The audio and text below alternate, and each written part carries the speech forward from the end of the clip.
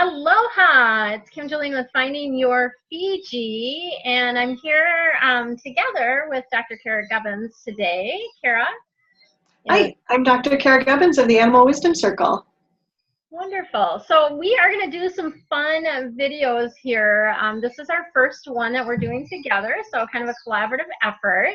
And we thought it would be beautiful to start out and let you guys know a little bit about us and how we came to discover our gifts. So I'd love for you to start with that, Cara.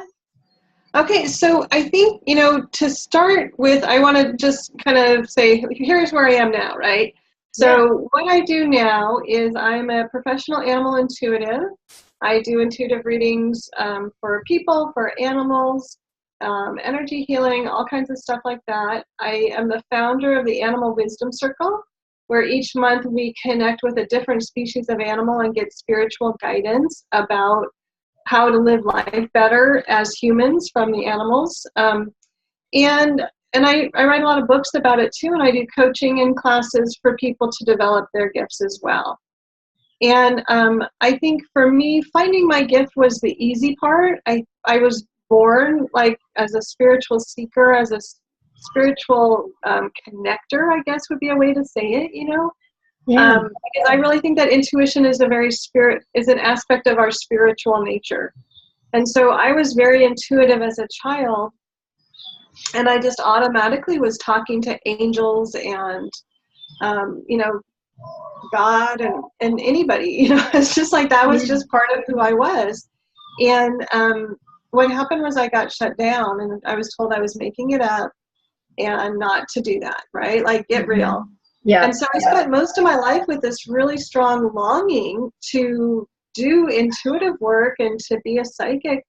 But the message I got was I couldn't do that. And so I ended up getting a degree, well, 3 degrees in biology, a bachelor's, a master's, and a PhD, and studying animals because I couldn't connect with them the way I wanted to. I really wanted to be Dr. Dolittle. Yeah.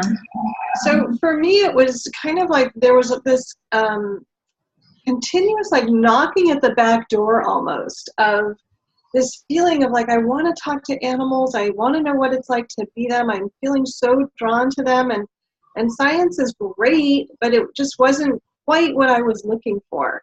Yeah. And what happened for me was that I went back to school and I got a master's degree in spiritual psychology. And oh, cool. when I did that, I kind of cleared all the crap that was, in the way of me being who I am. Yeah. And then once I did that, so it was all the beliefs, the limiting beliefs, and the armoring and all that stuff that we put on. So it was all that stuff. And once I cleared that, what showed up is just me. And when I was just me, I was automatically intuitive. Mm-hmm. So for me, that was this like amazing period of like discovery. People would say, hey, can you talk to rabbits? I'm like, I don't know. Let's go find out. Can you talk to dead dogs? I don't know. Let's go find out. And so that was kind of like how I had my awakening. I did do psychic training as well. But for me, really discovering my gifts was about clearing my inner blocks to being who I was. Yeah, beautiful, beautiful. I love that. I love that so much. Very cool. Well, I have a similar yet different story.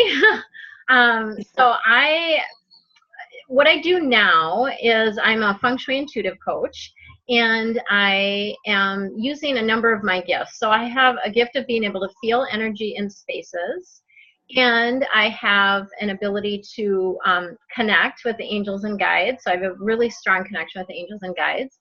So I do intuitive readings as well for people, and most of you know me on YouTube from doing my monthly zodiac readings. I do readings monthly for all of the zodiac signs, and then I also have a membership that I do a little bit deeper dive information for the members, and that's deeper dive information on your areas of your life, your career, finances, relationships, and health. Those are always the big 4 I feel like everyone has questions about. So I do guidance around that, and then the deeper dive is deeper dive information with that, and also deeper dive on Feng Shui. So I do Feng Shui consulting, and then I also do private coaching. So that's the other piece of things that I do. So that's kind of where I am now, what I do. As you can see, I live in a tropical location. I moved to Maui about 7 weeks ago, and that is part of my whole journey of surrender as well. And so I teach people how to surrender to the life that is really magical, and a life that you literally never have to take a vacation from, because I'm always on vacation essentially. So that's what I do now.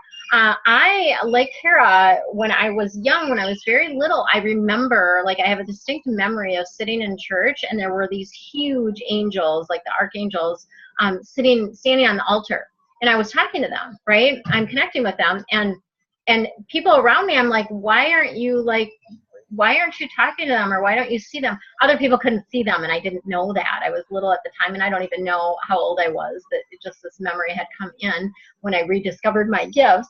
And but people, again, like Cara, did not believe me. I think my mom was probably the only one that really believed me.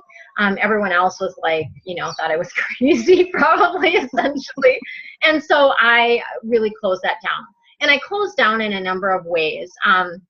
It was a protective thing for me too, because I was also empathic, which I didn't discover until till probably about 4 years ago. I discovered that I was empathic, and started to understand what that meant. And so I would take on people's energy and emotions. So I literally had to in order to function, I had to kind of shut myself off and shut myself down. And so I did that for the majority of my life, right?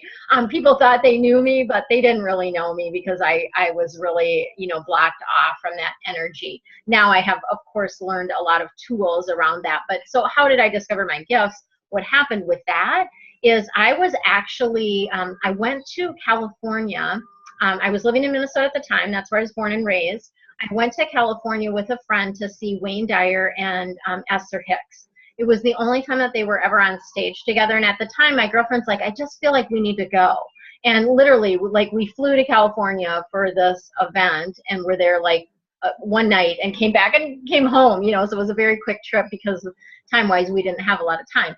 When I was in the event with, so for those of you that aren't familiar with Esther Hicks, she channels Abraham, which is a non-physical group, a group of non-physical beings that just share guidance. It's beautiful guidance, and I had immersed myself in a lot of that. I learned a lot of information from that. The birds are really loud here. I don't know if you can hear that or not, but all of a sudden they're like, whoa, making tons of noise. So I went to this event, and during the event, something that happens when you are being in the swirl of the energy of those that are a higher vibration, is oftentimes you can't stay awake. So literally, I couldn't stay awake during that. Like, I mean, I did stay awake, but barely. Like, I felt like I had to like pop toothpicks during the actual event. So it was a lot of energy coming in. The next morning, I woke up, and my girlfriend was still sleeping. I went out on our like little patio at our hotel, and all of a sudden, boom, huge download. And it was like they were sitting right next to me, and I could just hear them clear, as if someone was talking to me. Like, it was just, and I'm getting chills as I'm sharing this, and the chills are kind of those truth bumps, but it was that, like, I was finally open enough for them to communicate with me. And they let me know that I was going to be channeling, that I was going to be doing something kind of similar to what Esther Hicks does. And in my head, and to them, I'm like, I don't think so, right? Like, find someone else. Like, that's not me. I'm not going to do that. But they were very insistent. And long story short, they just kept nudging me and said, just do this. Like, this is part of what you're meant to be doing. Once I opened up to it, I'm like, it's so easy. Like, it's easier for me to channel sometimes than to like do my thinking work, right? Like, not even sometimes, all the time. It's just easier to connect. And I connect a lot with the angels. And then I have my own spirit team, who I call Christine and Company, because Christine is sort of the spokesperson. So I learned a lot about my own spiritual guides and my team through that process as well. And so that's kind of how that came to be. And as I embraced it, they just kept guiding me. Okay, now do this. And then when the YouTube videos came in, that was a whole nother thing. A client brought that in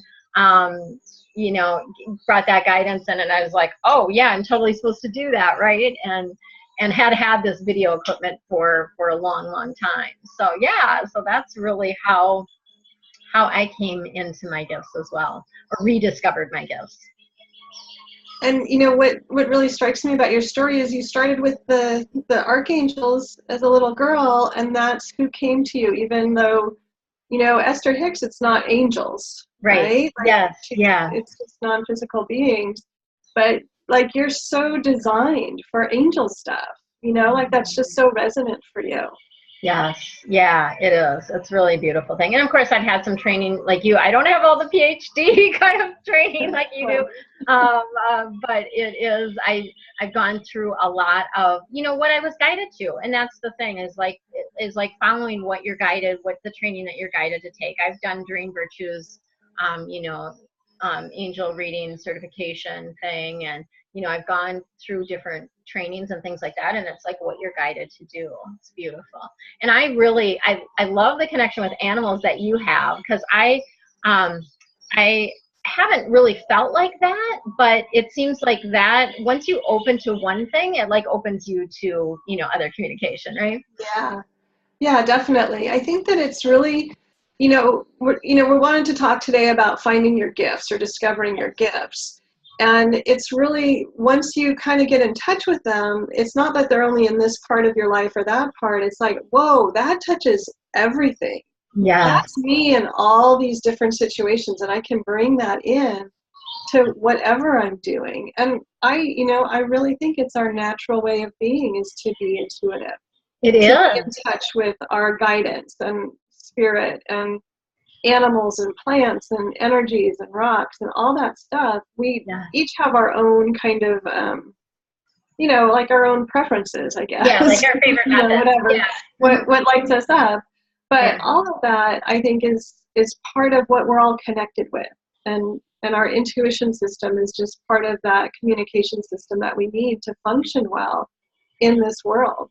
Yes. Yeah. And now that we're moving into this 5D, the fifth dimension, that is really what we need to function. Like we could function a lot easier in 3D with just like what we see is what we get.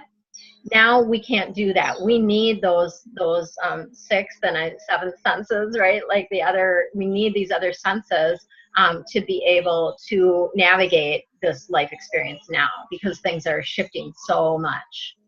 Yeah, I agree. And I think that we're really seeing, especially in the United States, what happens when you're disconnected from your truth and you only are relying on those three-dimensional senses. Yeah. Right? Like you're out of whack. You're just not out of touch. And, all of the ego stuff takes over. And it's so much not about ego. Life is not about ego. It's not about making money or having control. Mm-hmm. And when you tap into your own guidance system, then you tap into these higher principles that are much more satisfying. And sharing your gift and using your gift to help yourself, your family, your friends, your clients, if you want to go pro, all of that stuff, that's where we really live. That's where fulfillment resides, in being ourselves and sharing that with other people. Yes, that's so true. And I will just add to that, like anytime that anyone is in pain, it's because you're disconnected. Right? Because when you're connected, you don't worry. You don't have fear. You don't have pain. You don't have those things that make life not fun, right?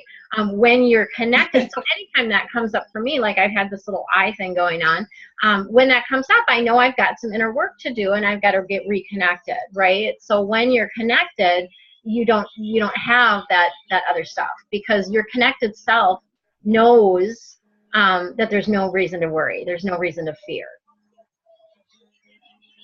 And, not to make people feel like guilty. Remember that old thing of like, oh, I created this. I'm such a bad person that I could have created this condition, that whole mindset.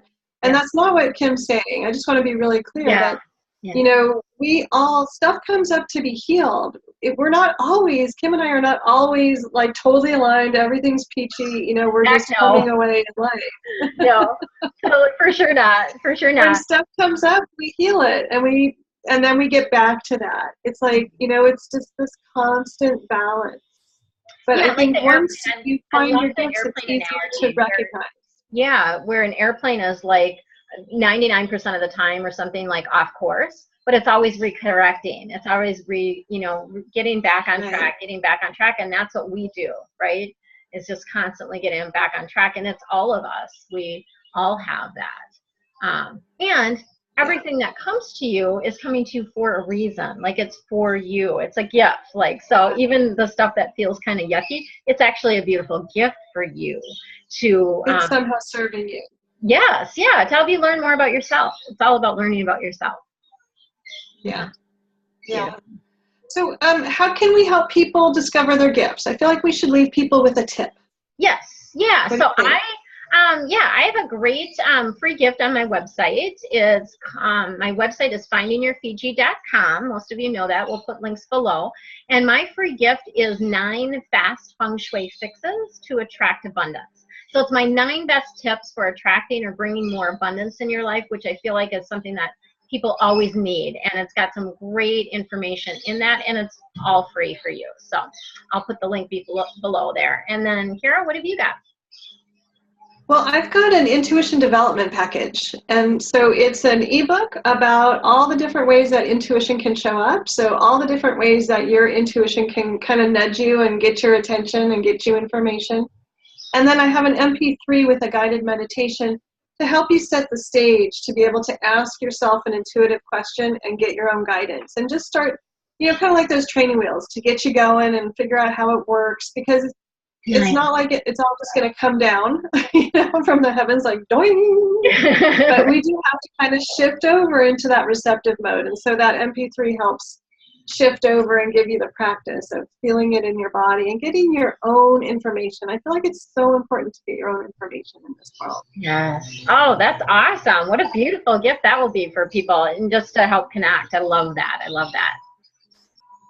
Beautiful. And so that's at drcaragubbins.com. I forgot to say that part. And we'll put a link below, of course.